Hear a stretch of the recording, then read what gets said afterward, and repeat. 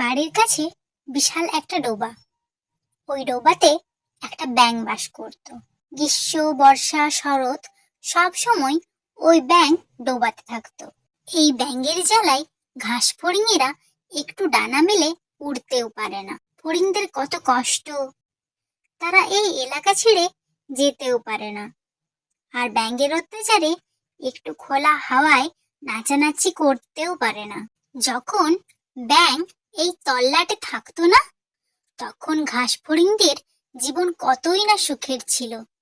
ইচ্ছা মতো আনন্দ করে বেড়াতে পারত। একদিন ফড়িং ছানাগুলো বাসার বাইরে বেরিয়ে উড়তে থাকে। ব্যাঙ তাদের দেখতে পায়। ফড়িং ছানাদের দেখে ব্যাঙের মনে লোভ জাগে। সে আনন্দে গান করতে শুরু করে। কি আনন্দ আকাশে বাতাসে, আমি খাবো হরিণের বিরিয়ানি।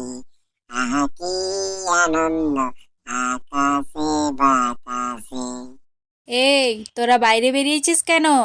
ভেতরে আয়। যাচ্ছি। এই চল। একটু বেরিয়েছি, তাতেও ডাকাডাকি শুরু। ভালো লাগে না। এরপর ফড়িং ছানারা তাদের বাসার ভেতরে চলে যায়। তারপর তাদের বাবা মা তাদেরকে বোঝায় তারা ছানাদের কেন বাইরে যেতে দেয়নি। এরপর থেকে ছানারা বাইরে বের হয়নি। কিন্তু অন্যদিকে ব্যাঙ তককে তককে থাকে যে ফড়িং ছানারা যেই বের হবে সেই আমি তাদের ধরে ফেলবো। আরে হরিণ বেটারা তো খুব চতুর। আমি রোজ জল উপেক্ষা করে আছি হরিণদের বিরিয়ানি খাবো বলে, কিন্তু ওরা বুঝে গেছে যে আমি ওদের জন্য অপেক্ষা করছি। ব্যাঙের গতিবিধি এক ফড়িং লক্ষ্য করে এবং বুঝতে পারে যে ব্যাঙের হাত থেকে বাঁচার উপায় নেই। তাই সে সকল ফড়িংকে ডেকে বলল, আমাদের এইভাবে চলবে না। আমাদের বাইরে বেরোতেই হবে, ব্যাংকে জব্দ করতেই হবে। কিভাবে? চল আমরা মেঘের কাছে যাই। মেঘকে আমরা আমাদের সমস্যা বলি, সে নিশ্চয়ই কিছু উপায় বের করবে। সকলে মিলে মেঘের কাছে গেল। মেঘ ঠাকুর, ও মেঘ ঠাকুর, বাড়িতে আছো?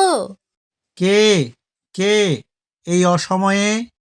আমরা ঠাকুর, ফড়িং। ফড়িং? তো আমার কাছে কেন? তোদের কি সমস্যা? আর বলবেন না ঠাকুর, আমাদের ঘরে বাইরে থাকা দায় হয়ে গেছে। কেন রে, কি হলো?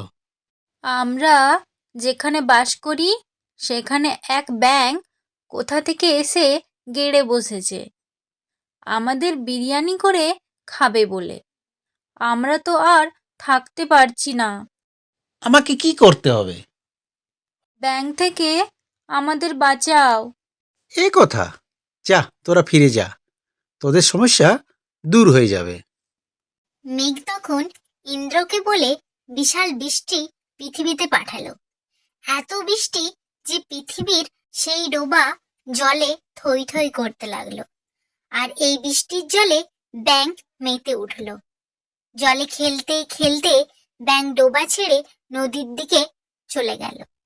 ফড়িংরা ব্যাঙের দুষ্টুমি থেকে রক্ষা পেল।